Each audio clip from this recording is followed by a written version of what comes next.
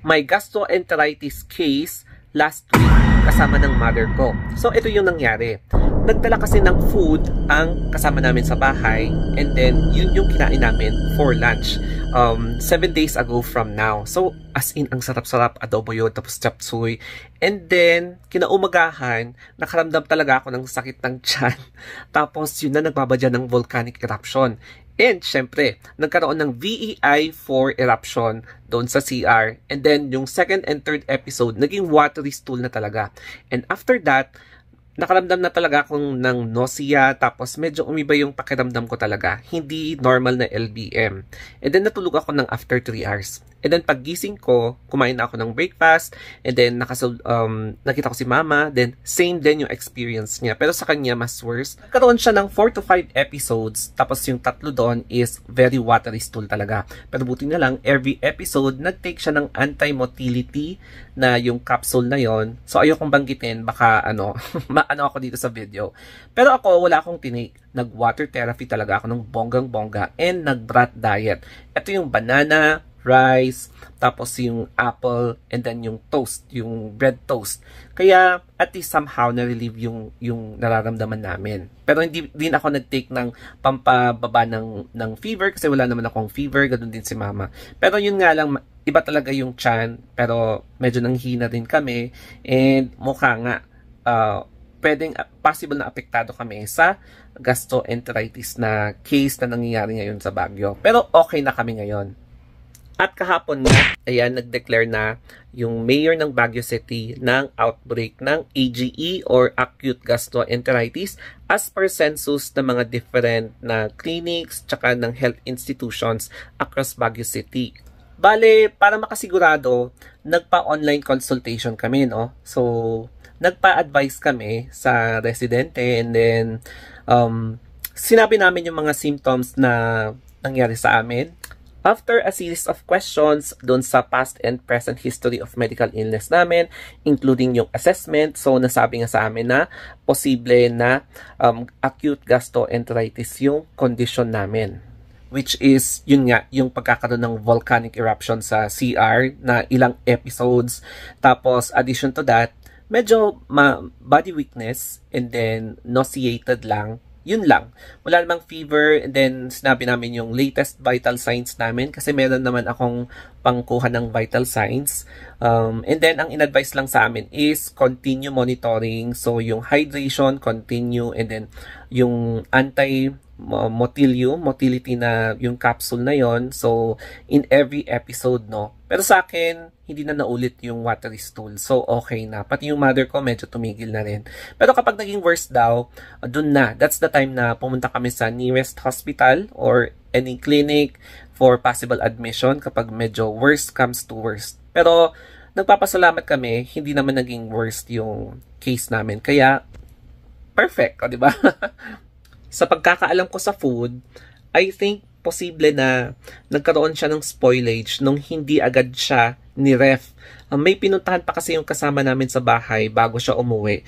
Hours yun na. So, natagalan talaga, and I think yun yung isang rason. Pangalawa is baka yung food preparation. Hindi natin alam eh. Hindi ko rin talaga masabi. Pero most likely, yung hindi namin agad pag-ref ng food. Kaya nagkaroon ng spoilage or signs of spoilage.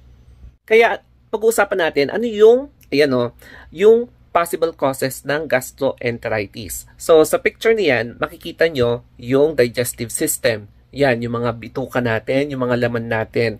Na kapag nagkaroon talaga ng irritants, yung possible causes is yung the presence of ingested na irritants o kaya ingested na microbes such as bacteria, virus, protozoa, parasite, mga ganyan na responsible for causing irritation sa digestive tract natin. Kaya nagkakaroon siya ng inflammation, so apektado yung paggalaw ng peristalsis movement or yung mga na-ingest na pagkain sa ating digestive tract. Kaya kung minsan kapag inflame na talaga yan, ayun, yung complication nun is grabe yung pagbawas o kaya nagkakaroon ng watery stool. Pero buti naman sa amin, walang nakitang kung anong bacteria o kaya microbes sa aming digestive tract. Common signs and symptoms ng pagkakaroon ng gastroenteritis is, ayun na nga, LBM, Loose Bowel Movement. So, maraming episodes yan per day. So, grabe yan, no? Magkakaroon ka talaga ng volcanic eruption doon sa CR. And then, syempre, kasama na rin yan yung nausea and vomiting. Buti na lang, hindi ako umabot sa point na nagva-vomit ako last week, pero nauseated ako kasi nga, 'di ba? Kapag medyo dehydrated ka na, iba talaga yung feeling. So, katulad niyan kapag may hangover ka, parang ganun yung feeling. So, ayun, dehydrated din, yun yung isa. Tapos, yung iba, nagkakaroon sila ng fever. Ayan, fever. And then, yung iba is body malaise or body weakness, yung ganon. So, yun yung mga common signs and symptoms kapag medyo meron ka ng symptoms of gastroenteritis. Ito naman yung mga management para maiwasan natin ang pagkakaroon ng AGE or gastroenteritis.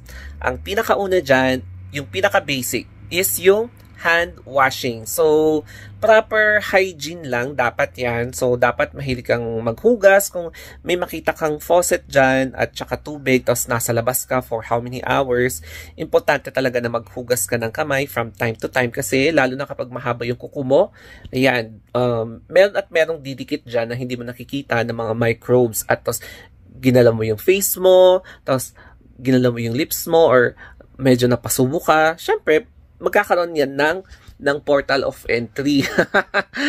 Ayun. Tapos ang second naman is, wag basta-bastang umiinom ng kahit na anong painuman dyan. Lalo na kapag hindi ka sigurado kung saan nanggaling yung tubig. Mas maganda siguro kapag bottled water. You can correct me here if I'm wrong, no? Tapos, ang isa pa is, dapat yung kinakain nyo is alam nyo talaga na freshly cooked, na nakita nyo talaga na freshly prepared. Ayan. Huwag kayong basta-basta kumakain ng mga food na hindi nyo alam kung saan nanggaling.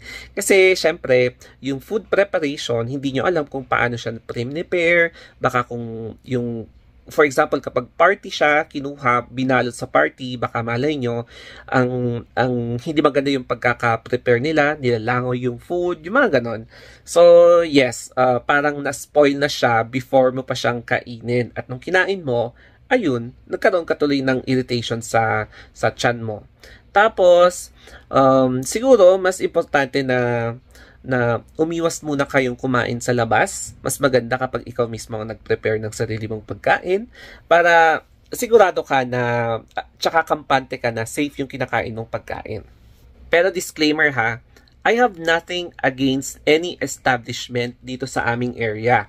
Ang pinaka main point ko dito is yung observing personal hygiene.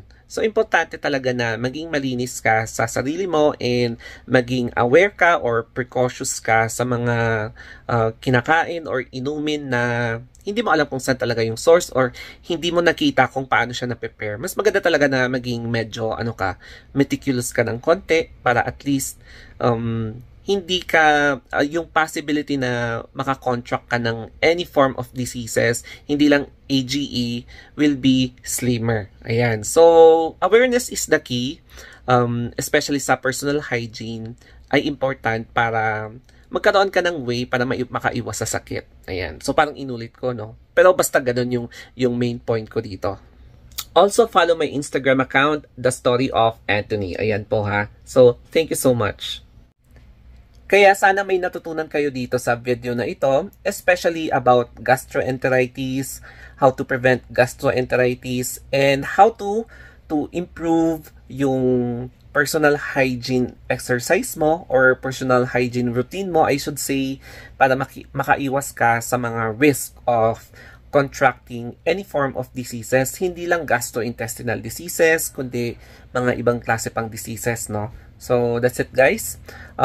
Ligtas ang may alam and sana mas palawakin natin yung awareness natin na hindi always blaming game ang ginagawa natin. Kundi, let's start na maging malinis sa sarili, maging disiplinado sa sarili para at least makapag-inspire tayo ng iba. Okay? So, that's it guys. Thank you and have a wonderful day.